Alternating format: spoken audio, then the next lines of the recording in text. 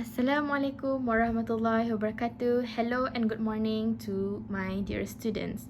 So for today's lesson, we're going to work through some of the questions in your limits of accuracy and mensuration revision assignment. So the first question that we will work through together is question number 2, because there has been a lot of common mistakes that you have done in your working. So let's look at question number 2. In the diagram, the shaded area represents a rectangular picture frame. So this shaded area is the frame. The outer rectangle is 32 centimeters by 20 centimeters. So that's this outer rectangle. The inner rectangle is 26 centimeter by 14 centimeter. So that's this rectangle. All measurements are given correct to the nearest centimeter. So nearest centimeter.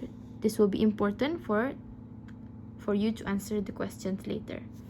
So the first part of the question, it says calculate the lower bound of the perimeter of the outer rectangle. So we want the lower bound of the outer rectangle. Okay, like I've mentioned in your lesson, for questions that involve a lot of measurements, you have to find the lower bound for each measurement. So I'm just going to write down first for outer rectangle. You have 32 centimeter by 20 centimeter. I'm going to call this the length because it's longer, and this the breadth because it's shorter. So the question already tells you that it's to the nearest centimeter. So first of all, you have to find the absolute error. Absolute error is the round off, which is centimeter, divide by 2. So the absolute error will be 0.5 centimeter. Okay. Since there is 2 measurements, you have to find the lower bound for each. So I'm going to find the lower bound of the length first, which is 32 centimeter minus, okay, if lower bound it's minus the absolute error, which is 0.5. Now you have 31.5 centimeter. Now you want to find the lower bound of the breadth. The lower bound of the breadth would be 20 centimeter minus 0.5, which gives you 19.5. Now that you find the lower bound for each of the measurement, then you can proceed to find the perimeter, the lower bound of the perimeter. So the perimeter, the formula would be 2 times of the length plus 2 times of the breadth. You can also put length plus breadth, plus breadth. That is also correct, but I'm gonna do the short form. So since you found the lower bound of the length, we're gonna use this. Okay, and then same goes to the lower bound of the breadth, which is 19.5. Now for this question, if you are allowed to use calculator in this paper, then you can proceed to key this in your calculator. Okay, but I'm gonna do it manually, so I will have 31 times 31 times 2 is 62, so I'm gonna have 63. Okay, and then I'm gonna do the same thing for the other side, which is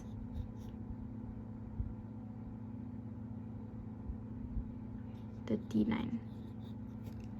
Okay, I hope everyone gets the same answer. If you want to double check in your calculator, that's fine also. Okay, now we're gonna add it together. So 9 plus 3 would be 12. So I have 102. That will be in centimeter. So the answer for part 1 would be 102 centimeter. Okay, I hope everyone got that. So the most important part in this question is that you have to find the lower bound for each measurement first. You cannot find perimeter and then baru cari the lower bound. That's not how it works, okay? So for questions that involves more than one measurement, you have to find the lower bound for each measurement first, okay? Okay, now we're gonna move on to the second part of the question. I'm gonna erase this because I'm gonna use this area for your working.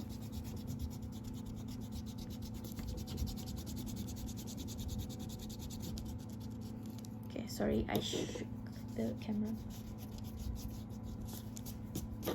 Okay, let's move on to question 2. Calculate the upper bound of the area. Okay, we have upper bound of area of the frame. So area of the frame will be this part inside. Okay, when we want the upper bound of the frame, it means that we have to find the upper bound of the outer rectangle and the lower bound of the smaller rectangle. Okay, because upper bound means the highest possible value. So it has to be the upper bound of the bigger triangle.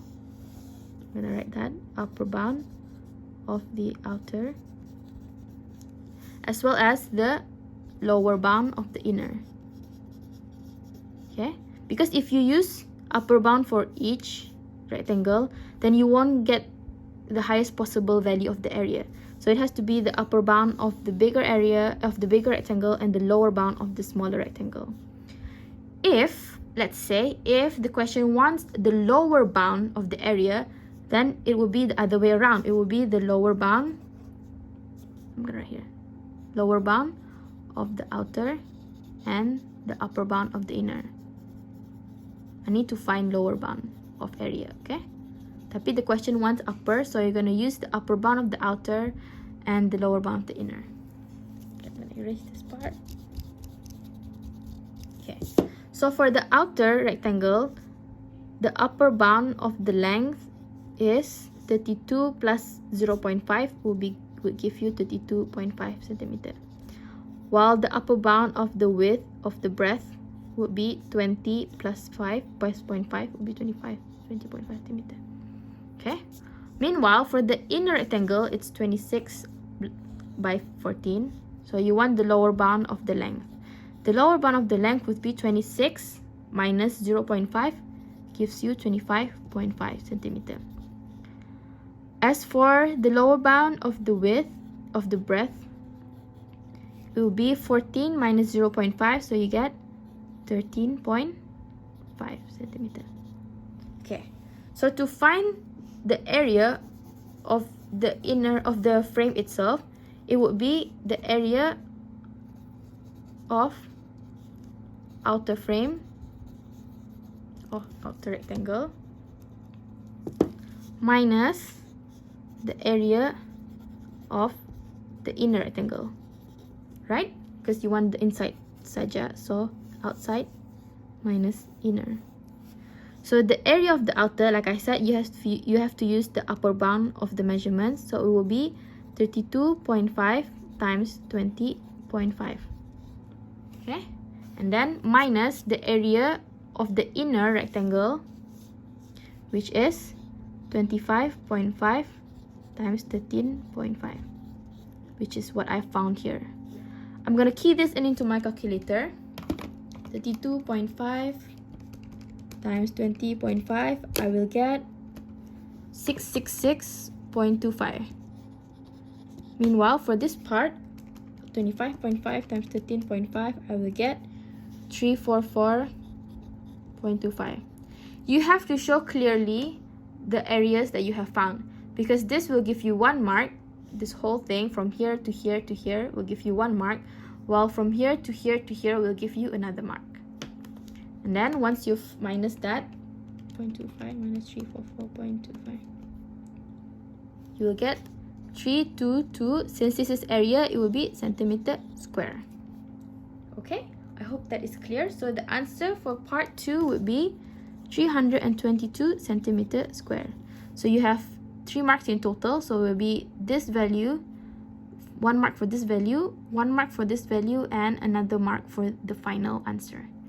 Okay, I hope that is clear for question 2. Now we're gonna move on to the next question.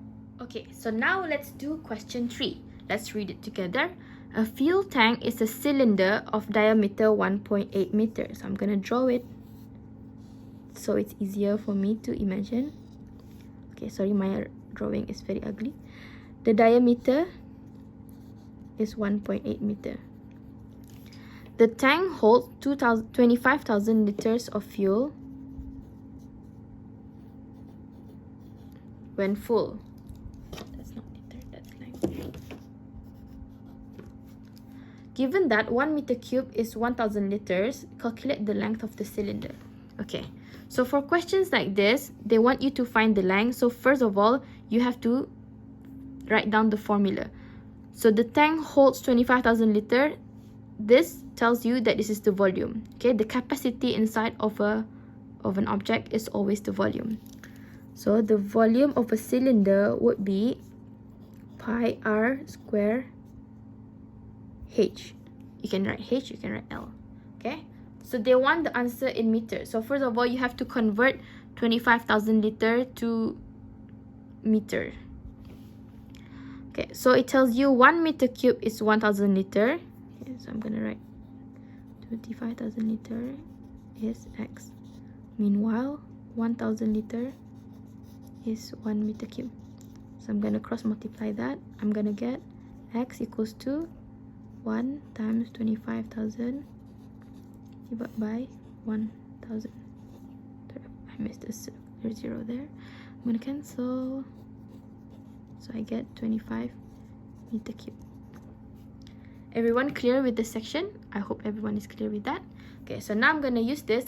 This is the volume, right? So I'm gonna put this in the volume side of the equation.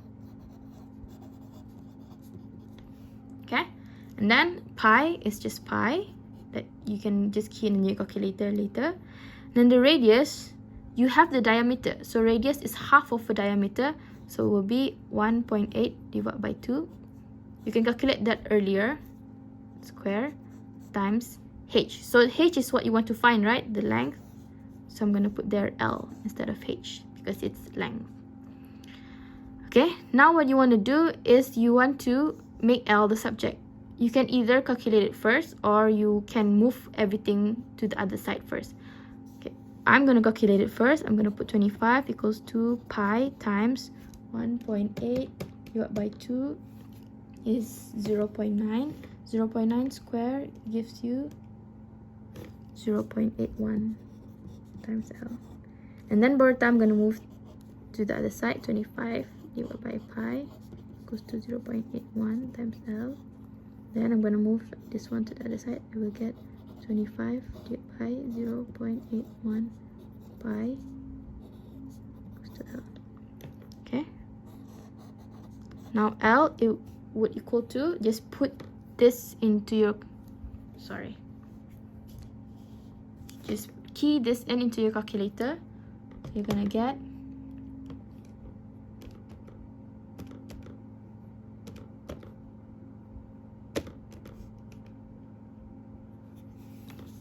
9.82 . But the paper wants all answer into significant figure. Okay, so questions that have really long answer, you have to leave your answer into significant figure, which is 9.82. So the length would be 9.82. What's the unit? Meter. Okay, I hope that is clear for question 3 part A. So now we're moving on to question 3 part B. Okay, let's read the question together. A different fuel tank consists of a cylinder, of diameter 1.5 meter and a hemisphere of diameter 1.5 meter at one end. So they're just trying to say that there's a cylinder connected to a hemisphere but only at one end. The volume of the cylinder is 10 times the volume of the hemisphere. Calculate the length of the cylinder. So first of all, we're going to write down here volume of cylinder is equals to 10 times the volume of hemisphere. Just going to write hemi. Okay, so with questions like this, you have to first write down the formula for each so that it's easier for you to work through the question. So the volume of cylinder is pi r square h equals to 10 times the volume of hemisphere. Okay, this is where the common mistake is. The question gives you the volume of a sphere, but you know the volume of hemisphere is just volume of sphere divided by 2. Okay, so I'm gonna write there 4/3 pi r cubed divided by 2. So divided by 2 is the same as times half. Okay, now we're gonna key in everything that we already know. So I'm gonna put pi r, the radius of the cylinder is 1.5 divided by 2, which is 0.75.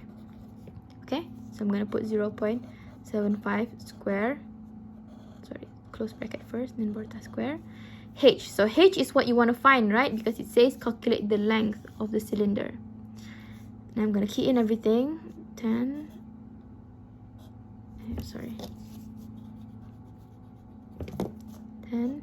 times 4 over 3 pi, then r is the same like 0.75 cube times 1 over 2.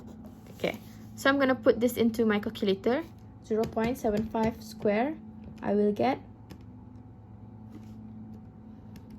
9 over 16. I'm going to leave it as fraction so that it's easier for me to calculate later on. Then I'm going to calculate all the values I already have. So I'm going to put in 10 times 4 over 3 times 0.75 cube times 1 over 2, which will give me 45 over 16 pi, 45 over 16 pi. Okay, I don't want to change the pi because I can just cancel off since it appears on both sides of the equation. Okay, I'm going to continue it down here. So I'm going to copy dulu semula down here, okay? 9 over 16 h equals to 45 over 16. Since we want to find h, we're not going to move this to the other side. So I need times, so if you move it to the other side, it will be divide. So h equals to 45 over 16 divide by 9 over 16. So a fraction divide jadi terbalik. So 16 over 9. Okay, now we're going to cancel this. And 45 divided by 9 is 5. So the length of the cylinder will be 5. What's the unit? Meter. Don't forget the unit, okay? So that's the answer for question 3, part B. I hope that was easy to understand. If you have any question, please text me. Okay, so last question, question number 4. Let's read it together first. A solid cone has a base radius of 5 cm and height 12 cm. A solid hemisphere has a radius of 5 cm. A metal toy is formed by joining the plane faces of the cone and the hemisphere. So what they're trying to say is that this cone is connected to a hemisphere, which means that the cone on it, there is no base, okay? It's just the lateral sides of the cone connected to the hemisphere. So, part A. Given that the length of the slanted edge of the cone, slanted edge means this length is 13 cm. Calculate the surface area of the toy. So for the surface area of the toy, surface area would be the surface area of cone, but only for the lateral side. Don't put in the surface area for the base of the cone, okay? Because there is no base for the cone. Plus the surface area of the hemisphere. Again, another common mistake is some of you put in sphere instead of hemisphere. And then also another common mistake is that a lot of you put in the base of the cone as part of the surface area. Okay, now we want to put in the formula first. So okay, I'm going to just copy this down. The formula for the surface area of a cone would be pi RL. Okay, and then the surface area for the hemisphere would be 4 pi r square divided by 2. So divide by 2, you can also write it as times half. Okay, now we're going to put in all the measurements that you already know. So surface area is equals to pi. What is the radius of the cone? So this is the radius of the cone, which is 5. What is the length of the cone? So in this, for surface area, you use the slanted length. Okay, not this length. You have to use this length. Okay, which is 13. And plus 4 pi. The radius of the hemisphere is also the same, 5. But you want 5 square. times 1 over 2. Okay?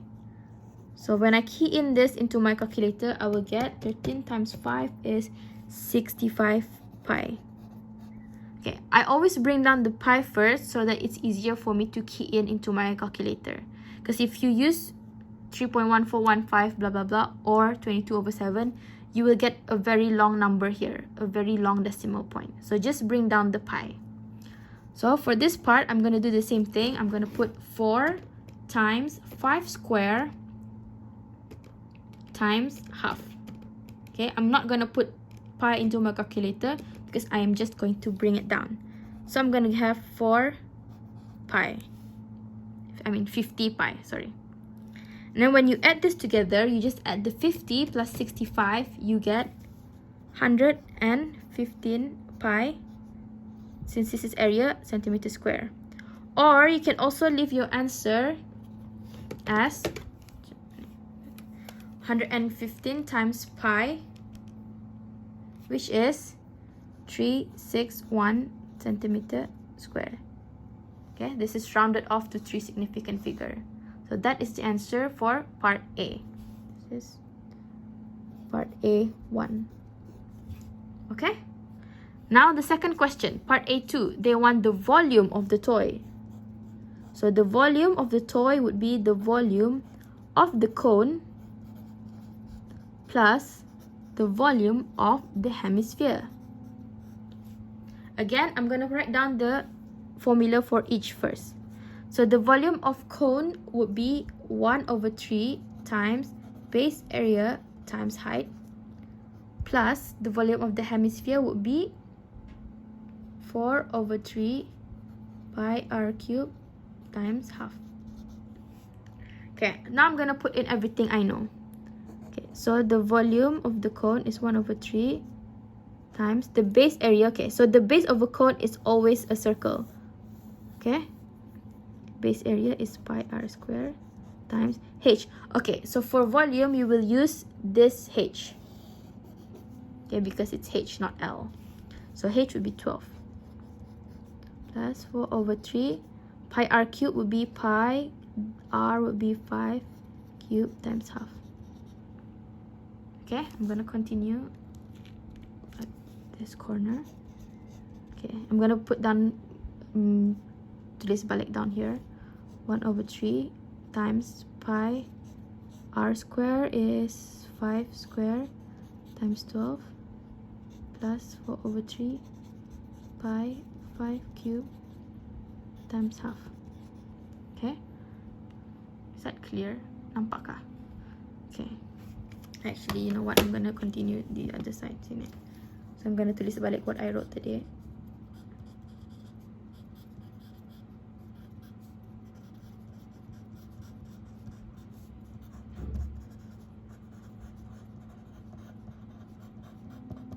Okay, so this is the volume of the cone. This is the volume of the hemisphere.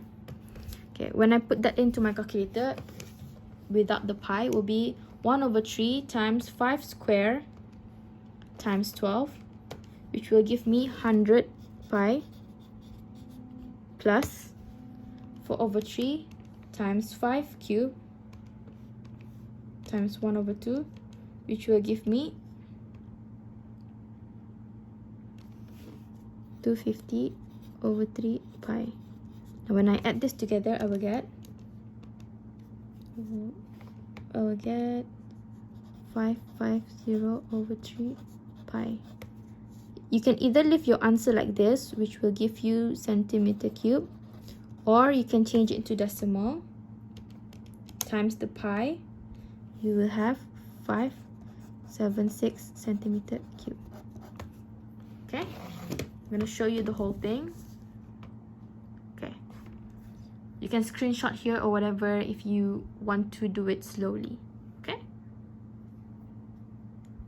Okay, so we have arrived at the last question for this assignment. Okay, let's read the question together. A solid metal cylinder has a radius of 1.5 meter and height 2 meter. The cylinder was melted down and all of the metal was used to make a large number of these toys. Calculate the number of toys that were made. So I'm gonna draw the cylinder first. Okay, so the radius is 1.5 meter and the height is 2 meter. It's a solid metal cylinder, so it's not empty. The whole thing is metal. And then we want to know, if we melt this metal, how many of this toy can we make? Okay, so we have to melt this and then make it into this toy. Calculate the number of toys that were made. Okay, so if you want to make it into this toy, you have to find the volume, because we melt it, right? So the amount of metal that we melt is the volume. So first of all, you write down the formula for the volume of cylinder, which is pi r square h. Okay, now we key in all the measurements that we have. The volume is equals to pi times the radius is 1.5. Okay, let's look at this. This question gives you in meter, while the previous question gives you in centimeter. So we have to make the units the same. So I'm going to convert this meter into centimeter, which will give me 150 centimeter square, times the height, which is 200 centimeter. I'm gonna key this in into my calculator, which will give me 150 square times 200, 4,500,000 pi, don't forget to bring down the pi, centimeter cube.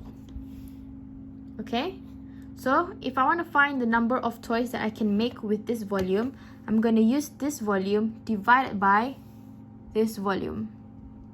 Okay, so the number of toys, can you see?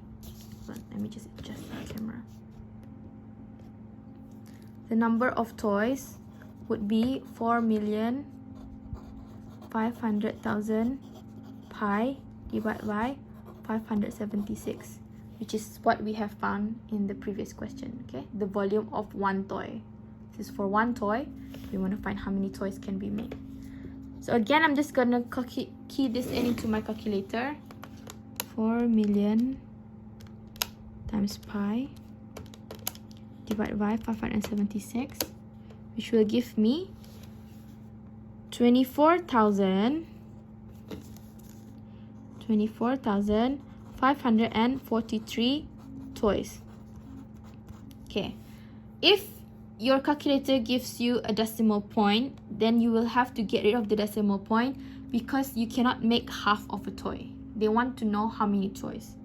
Okay, so they want it in whole number. Alright, that's all for this assignment. Good luck for your test tomorrow. It would be a good idea for you to try the whole paper again yourself and check to see if you can get the right answer. Thank you.